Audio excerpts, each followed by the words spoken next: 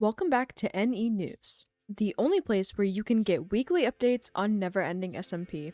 I'm your host Blue, and I'm here to recap Week 7 of Season 6.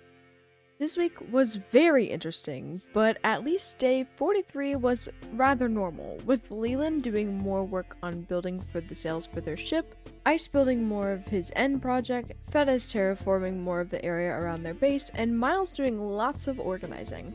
But day 44 is where things start to get really weird. I mean, for the most part, it was rather normal, with Levi building their room on Leland's boat, gathering resources for other projects, and Ninny building her horse stables. Then there's Kaz, farming emeralds and getting goblin tooth armor for fresh, and Tony counting the votes in the question hunt. Last week's question asked the members to share who they believe gives tall vibes and who gives short vibes. One interesting conclusion Tony made was that those who were associated with being a villain were also associated with being tall. Now, this is where it starts to get weird. Vox started out exploring and chatting with some of the members, and somehow they all ended up in a spiral about Kevin Bacon. They claim it was the doings of Night Shift, but I think they're just going a little crazy. The chaos didn't end there, with Nate's house being moved by Jay on day 45. This sparked a lot of the craziness that happened throughout the rest of the week, but it's safe to say Nate was not happy that this happened, although he was warned. Throughout the rest of day 45, there was a lot of building, with Blue finishing her storage room and building a bridge, Sweet building a hill next to Choo Choo train station, Ice making more projects on his end build, and HTN gathering materials for a future project. Although sadly, no matter how much some of the members tried, Nate's suffering continued on day 46. Nate's house was moved again, then another version was put on top and flipped upside down. Later on, both were fully encased in frog lights. Nate also was killed a bunch of times, sometimes by others, sometimes by a pitfall trap, and sometimes by punching players with a thorn enchantment. Even with how sidetracked everyone was with all of this chaos, there was still some good progress made. Server gathered stone, Tony gathered skulk, H-Chan expanded his chicken farm and began work on his wrestling ring, Blue returned the sign print from Fresh, and built a water wheel, and Kaz opened up card packs while others were gambling at the nonsense slots.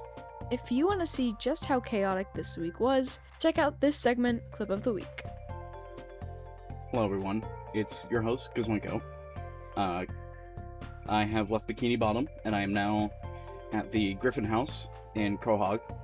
For this week on Clip of the Week, we have a lot of clips featuring Nate, so it's the Nate special, I guess. For our first Clip of the Week, we have Zyfex Live, who was gambling and heard a commotion outside the Nonsense Casino.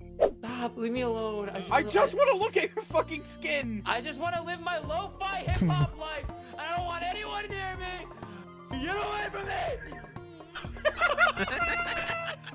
Yeah, this week has been a little rough for Nate, if you catch my drift. You can get that joke if you go ahead and watch any SMP from any of the members on the website. Now, for our next clip, we have Server Live, who was building a accurate Mario portal and didn't finish, and Nate did not know. Little did he know, I put laxatives in his coffee. Uh-oh. That sounded Stop. too realistic. Stop. Stop. I'm at two hearts. I'm at two Nate. hearts. Whoa, it's Mario. Fuck you. Oh, What I don't have Nate your waist said of- anymore, so I just gotta. Wait, hold Oh, on, what's... This is a twin. Fucked up.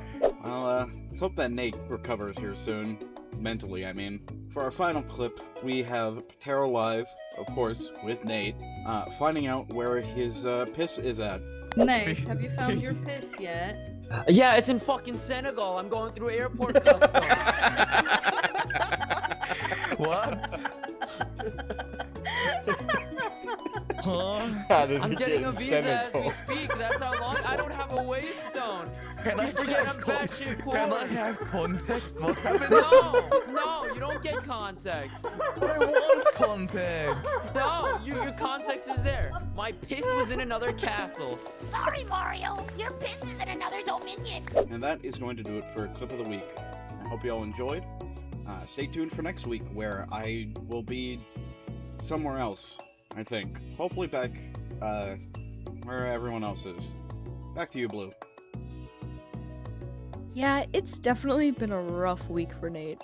But on the bright side, day 47 brought him a brand new house. This time, it's pink, and he's become a pretty princess. Or puppy. I'm actually a little fuzzy on the details. Later on, this expanded into Pretty Pink Princess Patero Village, which might just be my favorite Patero village yet. And fortunately for Nate, that's the last I have to report for this week on his suffering. I do sincerely hope it gets better for him though. The rest of day 47 saw Fedez do more base work, Super finishing his trading hall and starting work on a storage area, HTN continuing to work on the wrestling ring, and Vane exploring more snow biomes before gambling at the nonsense slots. Day 48 was a rather exciting day for Blue, who finally got the last netherite blocks for her storage room floor. The rest of the day had a lot more building from everyone else. I assume we're in a bit of a building frenzy at the moment. Leland finished the sails on their ship and textured the deck, Levi built more storage and built up more of the adoption center, Fedez finished the wall for part of their base, and HTN worked even more on the wrestling ring. And this brings us to the last day of the week, day 49, which was a much more casual day compared to the rest of the week. Levi spent a lot of time opening cards, Mimi did some interior work on her base, and Blue worked on her farms and began moving into her storage room. Day 49 also saw HTN and Nate go gambling. They spent so many diamonds they had to go mining for more. Brill also went gambling, but had terrible luck and decided to test out other forms of gambling with Bear in some trial chambers.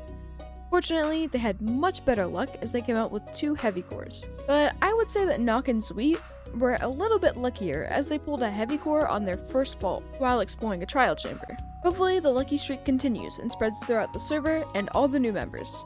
Mid-season applications closed on day 49 and many members were added in the coming days. But we'll cover more about that next week. That's all I have for you today, folks. Thank you for watching NE News. I've been your host Blue, and I'll see you next week.